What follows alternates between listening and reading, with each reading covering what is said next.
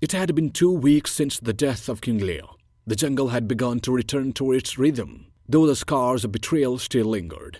Corvus remained vigilant, knowing that peace in the animal kingdom was always fragile. But just as the morning sun brought warmth to the jungle, a cry shattered the calm. The voice belonged to Prince Leon, the young cub of the late King Leo and Lady Mara. Or rather, it should have, because the prince was gone.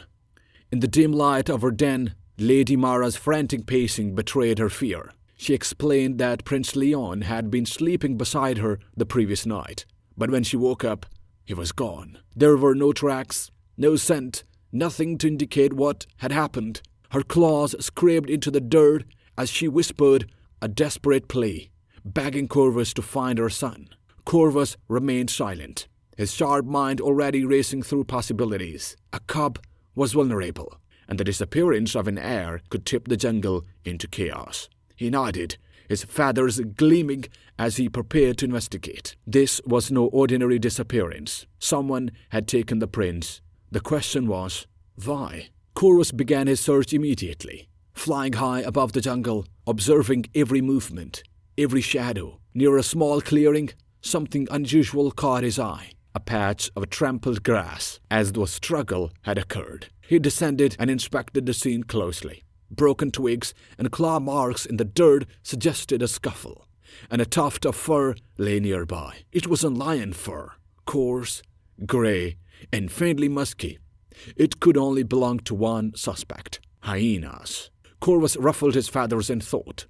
The hyenas had been cleared of King Leo's murder, but this was something else entirely. Gripping the tuft of fur in his beak, he took off toward the war chief's den. The hyenas were restless, their snarls and pacing betraying their unease. The disappearance of the prince had thrown suspicion their way once again, and War Chief Koda was not pleased. Koda growled, his amber eyes gleaming with anger as he claimed they would never be foolish enough to take the cub after being accused of the king's murder. When Corvus dropped the tuft of fur in front of him, Koda sniffed it and admitted it was hyena fur. His ears flattened as he insisted that someone was trying to frame them. The pack murmured uneasily, their leader's reaction seeming genuine. Still, Corvus knew better than to trust appearances. Pressing further, he asked who had been near the lioness's den the night before. After a moment's hesitation, Koda admitted they had seen movement near the cliffs, something climbing. But it wasn't one of them. Corvus's eyes narrowed. The cliffs were dangerous,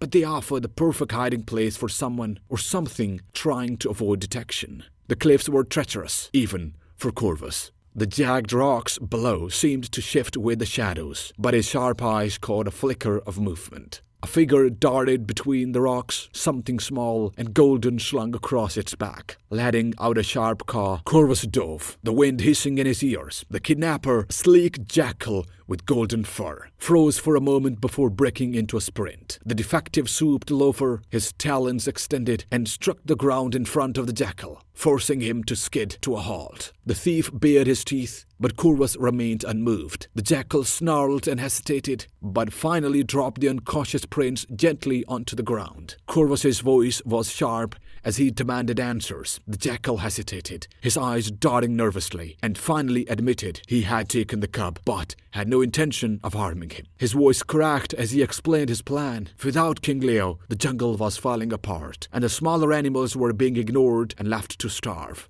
He had hoped that holding the prince would force the queen to listen. Corvus's gaze softened slightly at the desperation in the jackal's voice, but his tone remained firm. Endangering the heir to the throne wasn't leverage, it was treason. The jackal lowered his head in shame, claiming he hadn't known what else to do. Corvus's sharp mind raced as he realized the jungle's balance was more fragile than he had thought, with the resentment spreading like wildfire. After a moment of silence, Corvus gave the jackal a cold warning. He allowed him to leave, but but promised there would be no forgiveness if he ever crossed such a line again. The jackal slinked away into the shadows, leaving Corvus to carry the prince back to safety. The jungle seemed to hold its breath as Corvus returned with the sleeping prince safely in his grasp. Lady Mara rushed forward, her relief palpable as she nuzzled her son, tears streaming down her face. She quietly thanked Corvus, her gratitude clear in her trembling voice. But the detective didn't respond. His sharp mind was already elsewhere, turning over the jackal's words. The jungle was changing, and not for the better. The jungle was safe for now, but Corvus knew the peace wouldn't last. Beneath the surface, the resentment was growing. Alliances were shifting, and shadows were lightening. The detective ruffled his feathers. His sharp eyes scanned the horizon. The jungle's mysteries were far from over.